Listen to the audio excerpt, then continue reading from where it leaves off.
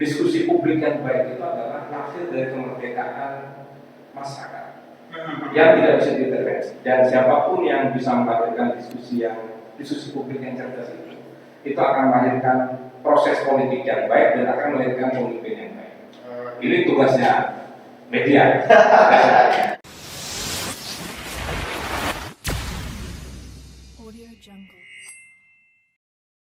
Kembali lagi bersama kami di Jawa Pos Bandar Ijen. Mari kita ngobrol tipis-tipis. Kali ini kami sudah datangkan narasumber dan ahli pada bidang yang akan kita bahas pada kali ini. Tentunya tema yang kami tentukan adalah menyongsong tahun politik di 2024. Mau dibawa kemana Bondowoso ke depan? Bicara soal agenda politik, tentunya para politisi tidak akan secara mendadak merencanakan agenda politiknya di tahun 2024. Namun jauh sebelum tahun 2024 tiba, para politisi sudah menyusun strategi dan taktiknya untuk mencapai kemenangan di kontestasi politik 2024 nanti. Sebelum kita mempreteli poin dan pembahasan yang akan kita urai kali ini, mari kita terlebih dahulu memperkenalkan diri dari narasumber kita. Assalamualaikum Bapak. Waalaikumsalam warahmatullahi wabarakatuh. Kali ini aktivitasnya masih padat sepertinya. Ada, akhir tahun kita selalu dikejar oleh waktu. Siap. Informasinya baru sampai di Bondowoso gitu. Ya. Siap. Tapi alhamdulillah para pemirsa, narasumber kita masih menyempatkan hadir pada undangan kita kali ini untuk mengurai tentang tema yang sudah kami tentukan. Namun sebelumnya, Bapak Muhammad Syekh Bahar barangkali bisa diceritakan terlebih dahulu background dan latar belakang pendidikan yang sudah dilalui sampai hingga posisi cemerlang yang diduduki saat ini. Baik, terima kasih. Saya ini putra daerah asli Putra Bondowoso. Lahir meskipun tidak dibesarkan di Bondowoso. Oh, dibesarkannya di mana, Pak? Pindah-pindah. Jadi 6 tahun pendidikan dasar saya di Bondowoso. Setelah itu saya ke Python dan lalu jadi di sana menempuh pendidikan menengah di MTS dan Alia. Lalu berikutnya saya ke Surabaya. S1, S2, S3 saya semua di Surabaya. Dan ditakdirkan bertahan di Surabaya karena saya amanahi untuk menjadi salah satu ASN PNS di salah satu perguruan tinggi di Surabaya. Sebagai apa ini Bapak di Surabaya? Saya kebetulan kalau jabatan sekarang wakil dekan 3 di Fakultas Ilmu Politik Sosial Politik di UIN Sunan Ampel Surabaya. Jadi dengan tema ini saya kira cocok menghadirkan saya ini. Selain saya putra daerah, saya juga mendalami ilmu yang sedang akan kita diskusikan. Iya, Bapak. Ini sudah mendekati tahun agenda politik di 2024. Tentunya tahun 2023 ini bukan jarak tempuh yang jauh ya bagi seorang politisi. Kira-kira pandangan dari Bapak Syekh Bahar selaku akademisi yang membidangi di materi politik, khususnya pandangan untuk Bondowoso ke depan ini kira-kira bagaimana Pak, khususnya pergerakan politik di Bondowoso?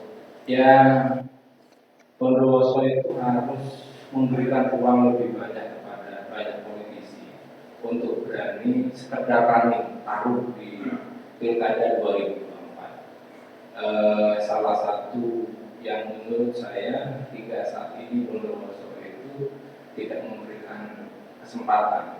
Sebenarnya terbuka, tapi tidak banyak anak muda yang tertarik untuk mencoba mengadu nasibnya menjadi orang nomor 1 di Bondowoso. 2 kontestan kemarin itu kan ya mungkin mereka masih sangat layak ya untuk dihitung sebagai calon pemimpin di Bondowoso. Tapi tidak memberi ruang kepada anak muda itu menjadi satu masalah tersendiri bagi sebagian orang, karena suara anak muda ini akan yang menentukan. Sebagai pemilih rasional, anak-anak muda pasti akan mengukur sejauh mana aspirasi mereka itu bisa diusung oleh orang-orang yang akan menjadi pemimpin mereka. Artinya pada agenda politik 2024 ini Bondowoso diharapkan lebih memerankan pemudanya untuk diberikan ruang dan Betul, betul. Ya, saya sampai berkesimpulan kalau akhirnya hanya dua kontestan lama yang harus maju, maka siapa nanti yang gandeng anak muda itu akan berpeluang untuk menjadi pemenang. Iya. Saya yakin itu. Siapa yang bisa menggandeng anak muda maka dia akan punya peluang. Oke. Tapi tidak hanya sekedar menggandeng, tapi mereka juga yang bisa melakukan kampanye-kampanye rasional dan kampanye-kampanye cerdas yang di situ ruang anak muda diberikan tempat. Siapa yang melakukan branding melalui cara berpikir anak muda ini hampir pasti bisa dimenangkan. Jadi kita tarik ke nasional ya misalnya. Siapa yang tidak suka dengan gayanya Ganjar Pranowo? Iya. Anak muda itu. Ganjar itu guyong aja. Iya, Itu sudah menjadi satu nilai plus di media sosial.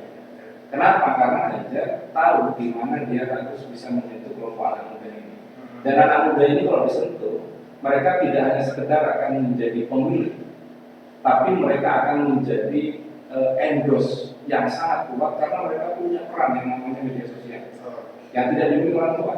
Kalau mereka sudah bisa menyentuh anak muda, maka anak muda ini akan bergerak dengan cara sendiri untuk memenangkan calon. Itu sebagai proses branding ya, dalam menyentuh anak muda.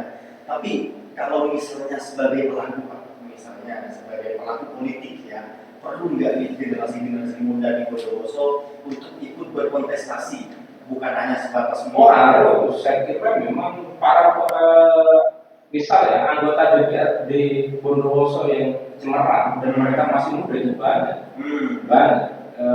Saya kira saya beranilah menyebut beberapa nama ya, misalnya Ketua Golkar ada Saudara Krisna, di PDI ada Sinom Sudrajat, di PKB itu ada siapa namanya Sutriyono, lalu di P3 itu ada Sakawi atau Saudara Andi. Saya kira itu kan anak muda yang saya dulu pernah menulis secara khusus ketika mereka terpilih. Saya menulis secara khusus ini harapan Bondowoso.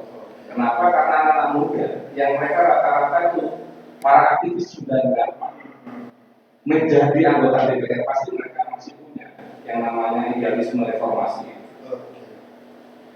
Dalam politik untuk berperan atau menjadi pelaku dalam politik itu tentunya bukan hanya diukur dari produktivitas umurnya saja, Pak, tetapi kelayakan sebagai seorang pemimpin dalam menakodai daerah di masa depan. Kira-kira beberapa tokoh politik muda di Bondowoso yang sudah disebutkan tadi sudah layak nggak untuk menjadi pemimpin dan menakodai daerah menjadi lebih baik ke depan? Layak tidak layak saya kira bukan pengamat yang bisa menentukan, tapi masyarakat. Yang menentukan adalah pemilih. Dan tugas mereka para politisi muda itu terus memberikan bukti bahwa mereka memang layak untuk dipercaya dan diberi amanah untuk memimpin Bondowoso. Dan saya kira tugas itu sangat melekat kepada fungsi dan peran mereka sebagai anggota DPRD di Bondowoso. Kehadiran pemuda itu tidak jarang diiringi dengan ide dan gagasan baru yang kita lakukan, Pak. Iya. Kira-kira kalau misalnya pemuda yang menjadi pemimpin Bondowoso, seperti apa potret Bondowoso di masa mendatang ini kalau menurut Bapak sendiri? Lompatannya pasti akan lebih terasa. Kita mungkin dulu pernah problem di IPM, pembangunan manusia. Lalu kita juga punya problem tingkat pendidikan yang masih rendah. Lalu juga angka kemiskinan yang masih begitu banyak. Semua itu menurut saya tidak bisa diselesaikan dengan cara-cara biasa saja. Dan anak muda itu pasti punya cara-cara yang itu bukan berjalan sesuai dengan standar, tapi mereka akan melompat. Nah, lompatan-lompatan semacam ini yang diharapkan dari anak muda itu. Dari karya yang sudah lama yang harus tetap dirawat dan karya baru yang harus dibangun kembali itu, kira-kira apa yang harus dilakukan dan diperhatikan oleh pemimpin? Begini. Ini pengamatan saya. Bondowoso itu sekarang itu kan berjalan autopilot. jadi kenaikan jalan karena birokrasinya begitu aja. Dan kita sama-sama tahu mental birokrat kita itu kan hanya sekedar bagaimana menyerap anggaran sesuai dengan perencanaan. Tidak ada inovasi yang mereka siapkan. Nah, inovasi lalu sesuatu yang baru itu kan harusnya keluar dari pemimpin. Ini yang saya katakan bahwa kita butuh pemimpin yang berpikir jauh ke depan dan mereka paham betul apa problem Bondowoso. Nah, karena itu seharusnya sekali lagi saya harapkan, ya harapan kita ya, anak-anak muda harus berani untuk mengajukan dirinya, untuk mengatakan bahwa mereka siap untuk menjadi bagian dari proses demokrasi di Bondowoso dan menjadi harapan untuk memimpin Bondowoso. Ya memang tidak harus menjadi bupati ya, misalnya di antara mereka menggandeng mereka yang sudah senior untuk menjadi wakil bupatinya. Tapi jangan menunggu, mereka harus memberanikan diri. Saya siap untuk dilamar, bukan saya begitu. Dan ketika mereka sudah berani mengatakan saya siap untuk dilamar, itu harus disertai dengan ide besar yang ingin mereka usung terkait Bondowoso. Nah, di sini ketika anak muda, media, terutama Radar ya, yang punya sejarah panjang bagaimana mengawal otonomi daerah di Jawa Timur, itu punya tanggung jawab untuk mendialogkan ide itu dengan masyarakat, terutama anak muda di Bondowoso. Kenapa? Kalau ide itu hanya ada di laptop, ide itu hanya ada di kertas, tidak didialogkan, bagaimana mungkin kita tahu bahwa ide itu layak untuk diperdebatkan? Padahal politik itu kan memberi ruang partisipasi kepada siapapun untuk mengkritisi. Nah, hasil kritik dan dialektika itu nanti akan menjadi hasil terbaik bagaimana program untuk Bondowoso ke depan. Jadi sebelumnya kita kan juga harus flashback dan tidak melupakan Bondowoso sebelumnya kan ya Pak ya. Tentu kita juga mungkin harus mengevaluasi apa yang menjadi kelemahan dari daerah Bondowoso khususnya, sehingga ini loh pemimpin yang diharapkan dan mampu menjawab, mampu menutupi bahkan lebih untuk kemajuan Bondowoso ke depan. Nah, analisis Bapak Muhammad Syaiful Bahar sendiri yang menjadi titik lemah di Bondowoso saat ini kira-kira apa? Begini, yang paling lemah di Bondowoso ini politik kita juga politik partisipasi, politik kita adalah politik mobilisasi. Politik mobilisasi dalam artian siapapun yang berhasil melakukan mobilisasi kepada kekuatan kultur dia akan berhak untuk menjadi pemimpin. Tidak ada dialog di situ. Siapa yang punya dukungan dari seorang kiai atau dari pesantren apa atau dari organisasi apa, lalu dia bisa mengkapitalisasi dukungan itu menjadi insentif elektoral ketika pemilu, maka dia yang akan menjadi. Dan tidak ada dialog, masyarakat tidak mengukur apakah dia layak atau tidak. Yang penting karena sudah ada permintaan, ada endorse dari tokoh ini, maka semua menjadi gelombang dan termobilisasi.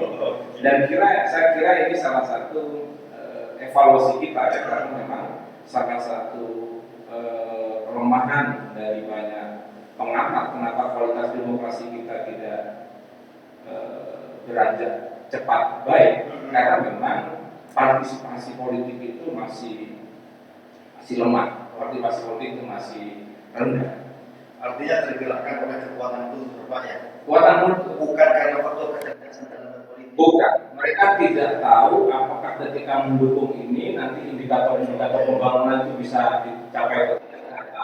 Yang mereka tahu bahwa yakin kalau mendukung ini sudah sesuai dengan keinginan baik bersama begitu. Nah ini saya kira satu sisi itu baik, satu sisi itu baik. Artinya masyarakat yang tidak memiliki pemahaman yang utuh tentang politik itu memberikan pilihannya, merebahkan pilihannya kepada orang-orang baik. Kiai saya kira orang-orang baik, tapi ini tidak selamanya baik dalam konteks bagaimana membangun tradisi atau budaya politik partisipatif itu.